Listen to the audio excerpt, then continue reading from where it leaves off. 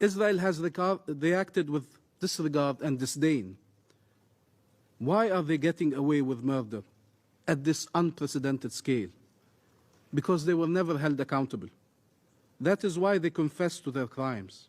That is why they steal our lives, our land, our resources, our money, our past, our present, and our future in broad daylight. Mr. President, one day the massacres will stop. But how will we get over it? How will we get over the mass graves, the inability to bury our loved ones, to offer them a dignified burial, seeing them in plastic bags? How will we get over 1,000 Palestinian children amputated without anesthesia? Can you hear their screams? Can you feel their pain? Can you imagine if they were your own children? How can we get over 8,000 Palestinians under the rubble? Those who were blessed to die quickly, and those who endured a terrible and terrifying death, a slow death under the rubble while we were unable to save them. How do you get over a genocide?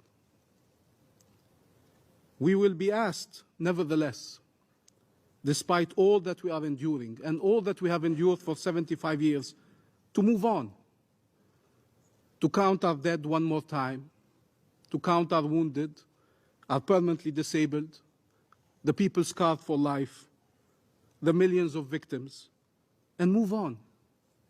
We will be asked to be peaceful.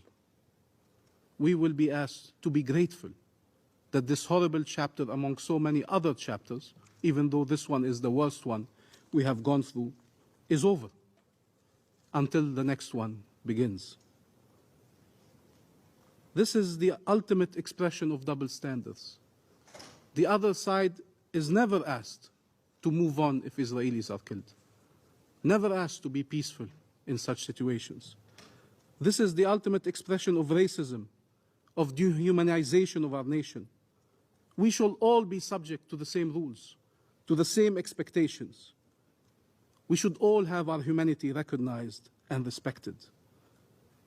Those who have dared till now to find a way or another to justify what is happening in the Gaza Strip will have to endure shame forever. For those calling on our people not to seek vengeance, not to resort to violence, they must support our efforts to deliver justice. That is the path we have chosen, justice, not vengeance. But till now, that path has been obstructed in the face of the Palestinian people, and no one has ever been held accountable for the crimes committed against them. Israeli impunity cannot be allowed to survive this assault. So finally, Palestinian survivors can live with the sense that the massacres will not resume. The horrors this impunity has led to will continue occurring until this is brought to an end. Mr. President, the world is discovering the true Gaza while Israel is destroying it. They discover as Israel destroys our university and schools that we have one of the highest literacy rates in the world. They discover as Israel destroys our historic mosques and churches that we have religious diversity and a Christian community in Gaza that is an integral part of our history, our present and our future. The world discovers the name of brave Palestinian journalists and doctors as they learn they were killed. They discover about a young Palestinian generation that was able to be creative and to perform and to try to lead a life in impossible circumstances, only to face death once again.